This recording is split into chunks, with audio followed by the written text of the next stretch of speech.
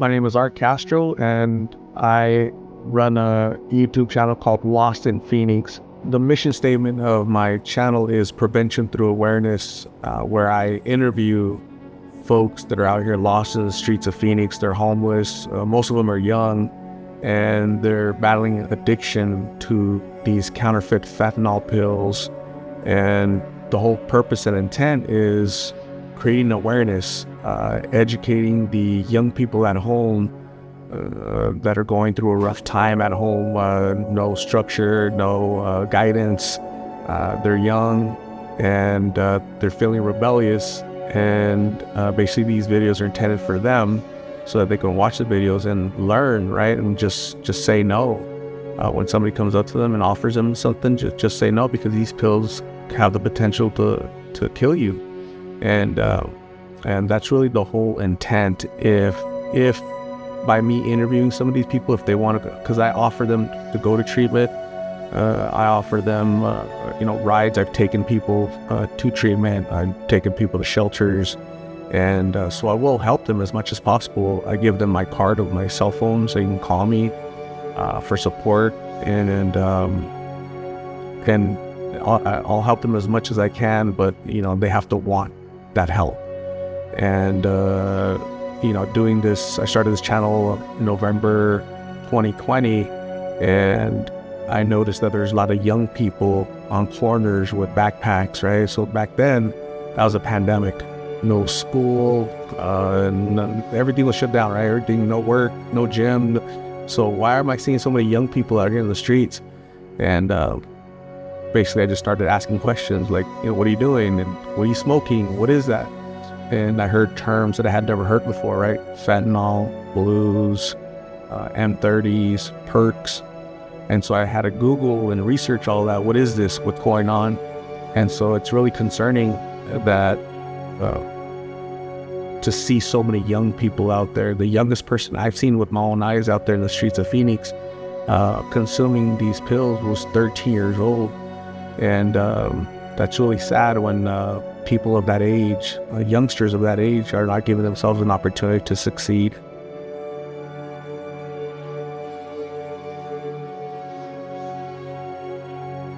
So in the city of Phoenix, is the fifth largest city in the nation, and we have a big homeless population, and growing every day, unfortunately. I'm seeing lots of mental illness. As a reminder, not everybody that is battling addiction is homeless, and not everybody that's homeless is battling addiction. There are many factors as to why they might be homeless, whether that's financial instability, mental health issues, but there definitely is a lot of addiction that's driving that homelessness here in Phoenix.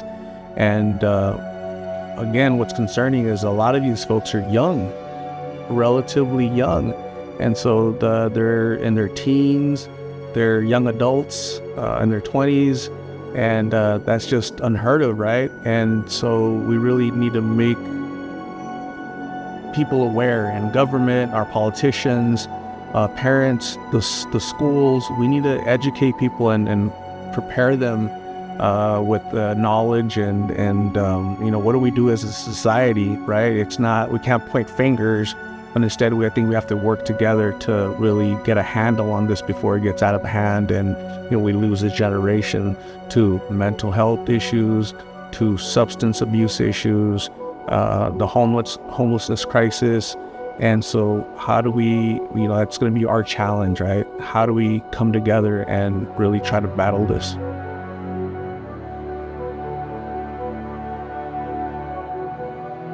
What I'm noticing is when I talk to these folks, these young people, right, I ask them, what has led you to be out here in the streets, right?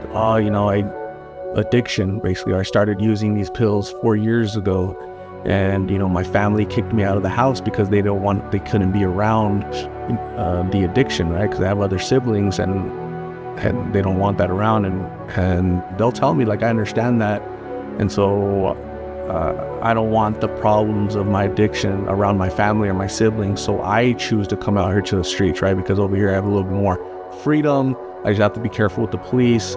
And unfortunately, a lot of these people are not ready to get help, right? Because I offer them help. Are you ready to go to treatment today? No, not today, maybe tomorrow, right? So these pills are counterfeit fentanyl pills. Fentanyl is a medicine used by doctors to treat pain for cancer patients, but what is out in the streets right now is not prescribed. It's not for the doctors. It's these counterfeit pills. They're manufactured by the cartels, and they're brought to Arizona, and from Arizona they're distributed throughout the nation. And when I started doing these interviews in November 2020, the cheapest that these pills was $5. The most expensive was about $10. Today, the cheapest is 50 cents, and the average is about $2. So that just means that the price has gone down, because there's just the quantity that's out there in the streets is just a lot. And so that's bad, because when candy is more expensive than these pills, these young people, these youngsters that are 13, and they want to be older, they want to be cool, part of the cool crowd. They want to emulate their rappers, right, with the rap music that kind of glorifies this lifestyle sometimes, unfortunately, because that's what they tell me. I'll interview these folks, and they'll say, what influenced you, right? Did anybody, rap music and this song and that song, or a friend, a family, a cousin? And so again, we need to educate young people on the dangers of these substances, so they can steer clear and not live this lifestyle, right? Because these pills are 50 times more potent than heroin, right? They're 100 times more potent than morphine. And so when you have something so powerful and being consumed by a young person, it's a deadly combination. And so I've interviewed hundreds of people the past 2 years, just hundreds and hundreds of people, and I know of at least 12 people that are no longer here. They're deceased due to these pills, and they're young people. 22-year-old Gabby, 21-year-old Blake, 18-year-old Manuel, 23-year-old Diana. It's really sad to talk to them, interview them today, and watch their decline, and I get notified by their family that they're no longer here. That's really sad to see youth just leave us.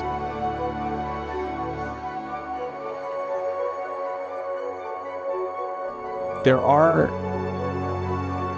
support structures out there from government, and what I've noticed from the state, the federal, county, there are agencies that support homeless people, that support, there are treatment centers, detox centers.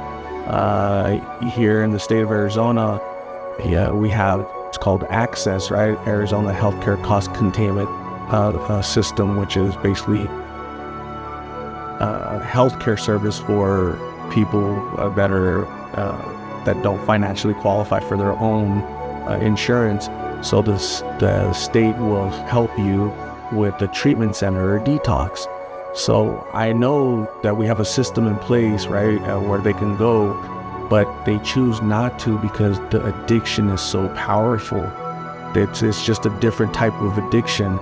Unfortunately, I've interviewed women that are pregnant, expecting children, right, 9 months pregnant, 6 months pregnant, and they choose to stay out in the streets because of the addiction, right? They probably rather not be on the streets, but the addiction is so powerful that it consumes them, and the baby growing inside of them is an afterthought, unfortunately. That's how powerful these pills are. And there are resources, from my experience, but the addiction is so powerful that it's hard for them to say yes, to go in 100% into treatment for themselves. And so how do we combat that, right? How do we come together as a society and what do we do? Do we need to change laws to make it mandatory, right? So one thing I notice is I see an issue that we have a gap where these folks they'll be arrested for trespassing, theft, right? So they get locked up at your local jail, and they're in there for 2 weeks, 30 days, but there's no treatment, there's no options, no detox. They're just sitting in there, right, being housed without any treatment. That'd be a perfect opportunity for them to receive treatment. Maybe they'd be more willing. So they come out after 30 days, they're sober, but they have no support, no structure, no family. They go back to what they know. So it's just a cycle. It's a repetitive cycle that nobody seems to know how to break. And it isn't until they receive like long-term lockup, right? I've noticed 6 months, a year, then it might be different. But what do you do for folks that are in there for a week or 2 weeks, right? Do we need to change laws and make it mandatory? I'm not certain, but we definitely have a gap in our society as to how to treat these folks and how to help them, even when they don't want help.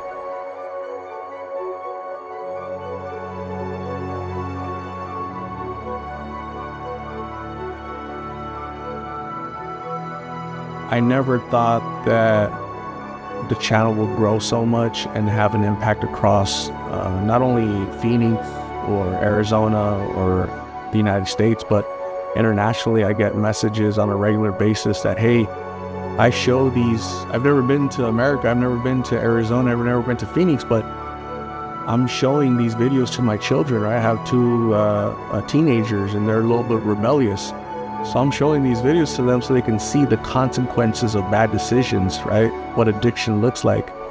And again, that's the intention of these that's the intention of these videos. Another facet of these videos or this channel is I'll receive messages on a regular basis from people all throughout the country and say, hey, I live in Washington, but I know that my father, I haven't seen him in 5 years, he's in Phoenix somewhere. Since you're out there on the streets, can I show you his picture and keep an eye out for him? I have lots and lots of those stories. I have lots of pictures where people will send me pictures of their sons, their daughters, their fathers, their loved ones that are missing. They haven't seen them in years, right? And so they think that they're here, right, battling addiction. Again, people are drawn to Arizona, to Phoenix, because these pills are so prevalent, they're cheap, and I encounter people from California, from all over the United States. They come here, New Mexico, and so that's one of the. I never thought that total stranger would be communicating with me, say, hey, they're coming to me for help. That's how desperate they are, right?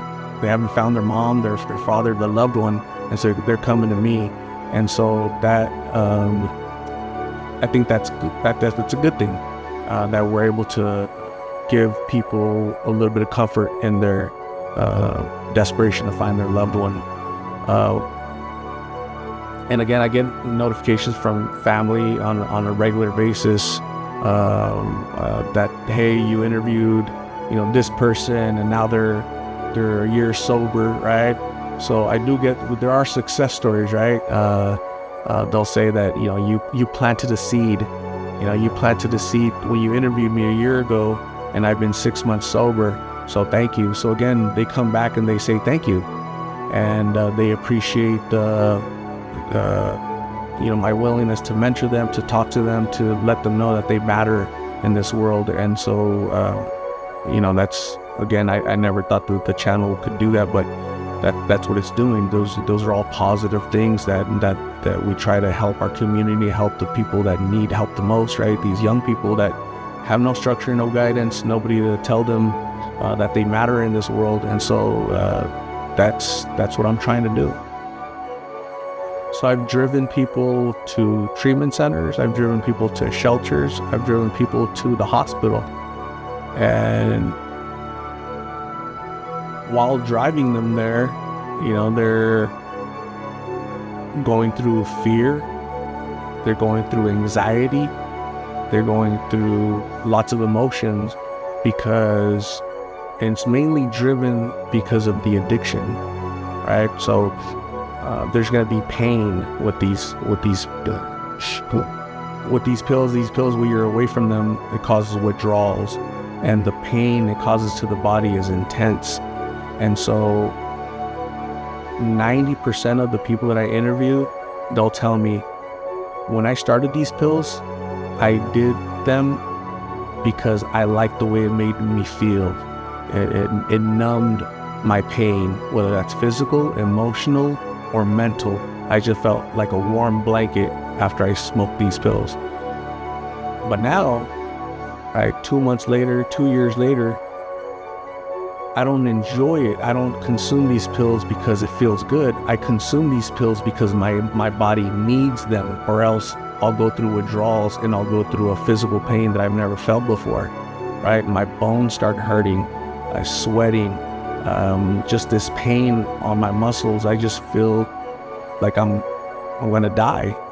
And so I need these pills to comfort that pain. And so that's one of their biggest fears when they're talking about going to treatment. I don't want to go through that pain of withdrawal. I'm very scared of that. I go, which one are you scared of? Overdosing and dying, or withdrawals? And yeah, they'll actually think about that. They ponder that question. And that's unfortunate. I've never battled addiction, but so it's been an eye-opener for me on how addiction affects people, right? How it just consumes you.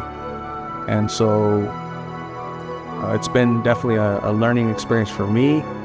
And during those rides to a shelter, a treatment center, or the hospital, it's a way for us to connect and build a rapport, a trust, right? Because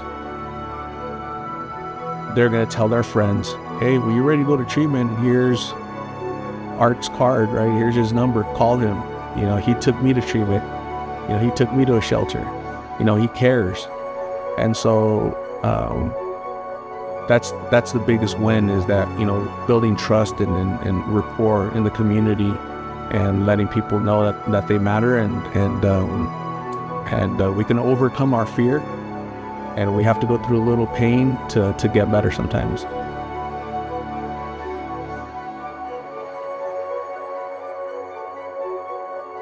My call to action is for everybody to be more compassionate, be more understanding with our brothers and sisters that are out there in the streets.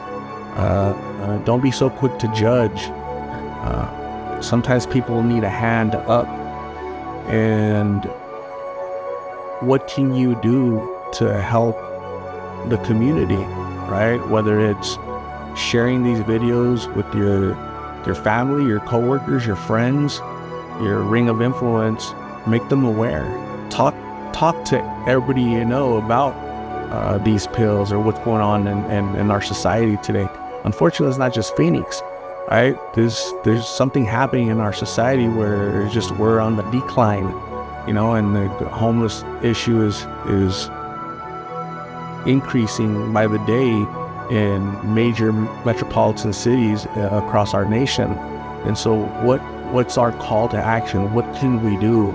And so that's something that we have to ask ourselves, right? I noticed that when I'm on the streets, a lot of churches are out there, right? A lot of churches are just regular people, dropping off clothes, giving food to these folks, and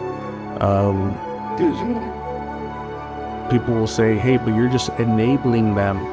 And when you're giving food and clothing, to somebody that's down and out, not healthy, they're ill, that's not enabling. That's giving somebody that's ill the basics, right, so they can survive. And again, that's where that compassion comes in. Let's give grace, understanding, and compassion to those that need it the most. And maybe we'll get stronger as individuals if we extend grace, compassion, and understanding to others, right? So my ask is that people out there do something, right? You might not interview folks like me, right? But do you have old clothing you could donate, right? Do you have bottled water you're going to take out and take and give to these folks? What can you do, right? That's something that you have to ask yourself and your family and your friends, and it's very rewarding. It'll make you feel good. It'll help an individual that you encounter out there. It'll make them feel better, and maybe you'll be planting the seed and letting them know they matter, and motivating them to get help, right? So that's my call to action, and hopefully we can to make a difference in our community.